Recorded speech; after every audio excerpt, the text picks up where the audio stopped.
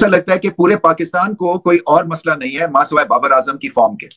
और खैर क्रिकेट क्योंकि हमारी रगों में बसती है, पता नहीं कितनी देर तक बसेगी अगर इसी तरह से हमें मैचेस हारते रहेंगे। बाबर आजम के फैंस के लिए एक और बुरी खबर।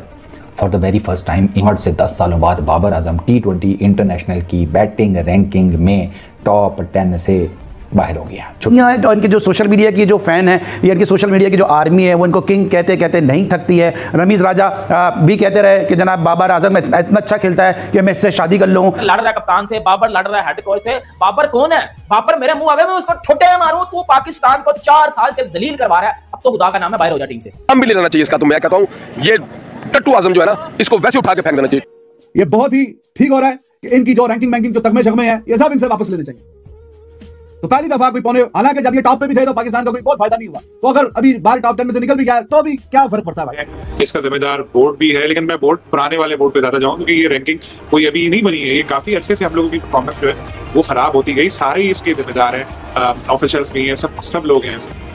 हाल ही में T20 रैंकिंग में टॉप पोजीशन पर बराजमान रहने वाले बाबर आजम 7 साल 6 माह और 7 दिन के बाद बिलाखिर टॉप 10 की फहरिस्त से खारिज हो गए हैं। बाबर आजम को जब प्रेशर आता है हम देखते हैं उस तरह से परफॉर्म नहीं करते, इस तरह को किंग कहा जाता है। और अभी इनकी रैंकिंग भी जो है इसमें डिक्लाइन आया इनकी रैंकिंग में। बाबर आजम को बतौर बैट्समैन आप कैसा रेट करते हैं? पाकिस्तानी क्रिकेट टीम जिस तरह आपको पता है कि क्रिकेट खेल रही है, जिस तरह की घटिया किस्म की परफॉर्मेंस दे रही है, तो ऑब्वियसली बात है कि वो जो प्लेयर्स भी कुछ करेंगे, जो बाबर आजम साहब कुछ करेंगे, वो रिजल्ट्स तो आपके सामने आएंगे। रैंकिंग कादिर बहुत ऑथेंटिक तरीके से हो रही है जब से जेशा साहब जो है वो ओहदे पर आए।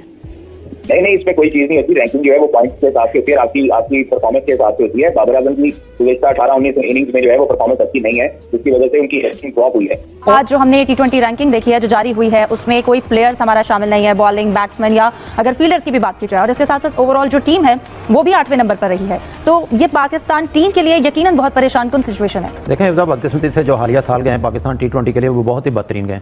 एक ज़माना था जब पाकिस्तानी टीम जो है वर्ल्ड नंबर 1 थी या 2 थी T20 में, और पूरी दुनिया में नाम लिया जाता था। छुटाई हो गई है बाबर आजम की।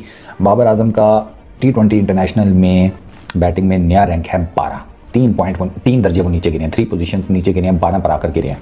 13वें नंबर के ऊपर उन्हीं के साथी, उन्हीं के हमदम, उन्हीं को अपना कप्ताना मेरी जानना मानने वाले मोहम्मद रिजवान हैं। तो करण अर्जुन यहाँ पर भी साथी हैं।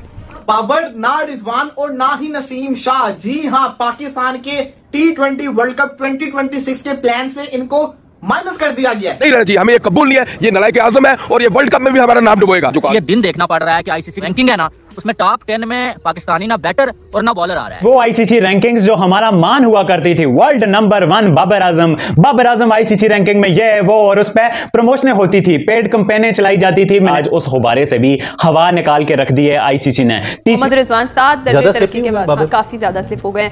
अगर बैटर्स की रैंकिंग की बात करें तो आज बाबर आजम 3 दर्जे तनज़्ज़ुली के बाद टॉप 10 की फहरिस्त से खारिज हो गए हैं। उसकी वजह यह है कि वो लगातार 2 सीरीज में यानी कि आखिरी 8 T20 इंटरनेशनल मैचेस में पाकिस्तान की नुमाइंदगी नहीं कर सके, जिसकी वजह से उनके पॉइंट्स कट रहे हैं बदस्तूर। और अब वो 2775 दिन के बाद 2775 डेज के बाद टॉप 10 की फहरिस्त से खारिज हुए हैं। आखिरी बार अक्टूबर 2017 में वो टॉप 10 से बाहर थे। तो पाकिस्तान की T20 की टीम बहुत मजबूत है, लेकिन फिर ऐसा भी देना है जो आप खुद बता रही हैं कि मोहम्मद रिजवान और बाबर आजम जो है अमूमन जो है टॉप 10 में कम शामिल होते थे। वो क्योंकि ना सिर्फ जो है वो टेस्ट टीम से T20 की टीम से बाहर हुए, बल्कि रैंकिंग में भी टॉप 10 से निकल गए। उनके अलावा तो पहले भी कोई नहीं था। फखर जमा किसी ज़माने में होते थे, कुछ अर्सा शाहीन अफरीदी बॉलिंग में रहे T20 में, अब वो भी बहुत पीछे चले गए। ज़्यादातर प्लेयर की तनज़्ज़ुली हुई है हाल। अच्छा, टेस्ट क्रिकेट में बाबर आजम ऑलरेडी 21वें नंबर पर है और ODI क्रिकेट में वो राइट एट द टॉप हैं, पहले 2 में 2nd नंबर के ऊपर। ठीक है, बाबर आजम की ये जो गिरान मज़ीद हुई है, इसमें डेफिनेटली उनकी जो रीसेंट T20 इंटरनेशनल में परफॉर्मेंसेज हैं उनका बड़ा अमल दखल है। स्कोर्स कोई नहीं खास हो रहे बाबर आजम से। पाकिस्तान सुपर लीग में भी बाबर आजम के सिर्फ 288 रन हैं, जिसमें 36 की बैटिंग एवरेज है, 36 की स्ट्राइक रेट 128 का है। ठीक है, 36 की बैटिंग एवरेज, स्ट्राइक रेट 128 का। तो वो बाबर आजम का ना जिसे कहते हैं कोई हिसाब किताब बन नहीं रहा। और बाबर, ऐसा मैं नहीं कह रहा, ऐसा पाकिस्तान के एक बहुत ही सीनियर जर्नलिस्ट हैं, इनकी न्यूज बड़ी पक्की होती है। औरंगजेब भाई इन्होंने ये न्यूज दी और साथ ही साथ ये भी कहा है सुफियान मुकीम, शाहीन शाह अफरीदी, इन दोनों को शामिल किया जा रहा है वापस वर्ल्ड कप के प्लान्स के अंदर, जो कि अच्छा फैसला है। अच्छी बात है, बेहतरीन बात है कि ये जो डार्क तरीन टाइम है पाकिस्तान की क्रिकेट का, तो उसके जिम्मेदार जो हैं, जिनकी कप्तानी में ये सिलसिला शुरू हुआ है, वो बाबर आजम है। यही डिजर्व करते हैं। इंडिविजुअल ग्लोरी के लिए खेलते खेलते पाकिस्तान का पूरा सत्यानाश कर दिया। सिर्फ Babar Azam is not responsible, लेकिन चूंकि ही वाज द कैप्टन जब से ये सिलसिला स्टार्ट हुआ है, हार और हार, तो इसलिए बहुत ज्यादा जो ब्लेम है वो बाबर आजम को जाता है।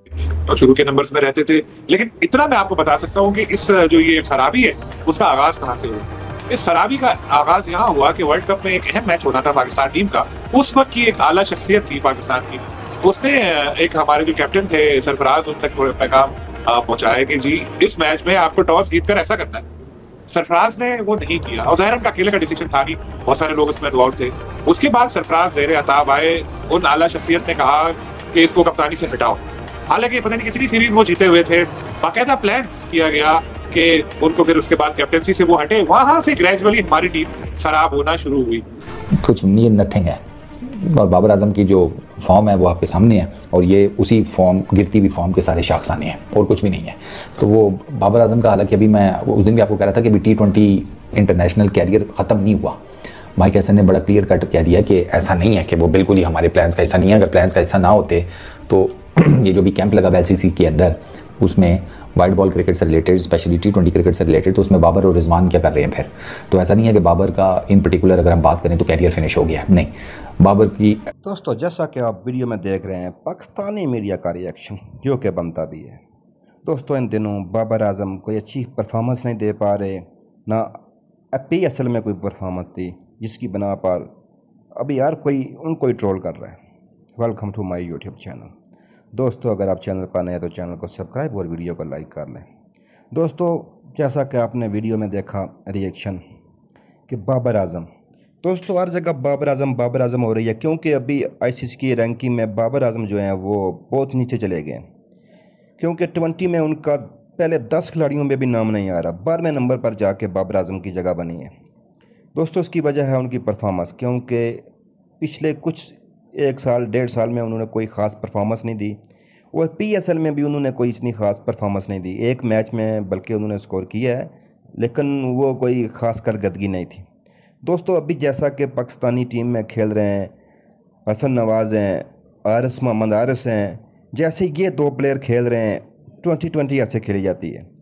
दोस्तों, इनके होते हुए बाबर आजम की जगह तो अभी नहीं बनती, क्योंकि जैसे ये खेल रहे हैं, माना बाबर सीनियर प्लेयर है, लेकिन उसको रखना चाहिए, उसको जगह देनी चाहिए, लेकिन इन ओपनर की जगह वो नहीं ले सकता, क्योंकि जितना ये स्कोर करते हैं या जिस अंदाज से ये खेलते हैं, बाबर आजम इस अंदाज से अभी मॉडर्न क्रिकेट नहीं खेल पा रहे।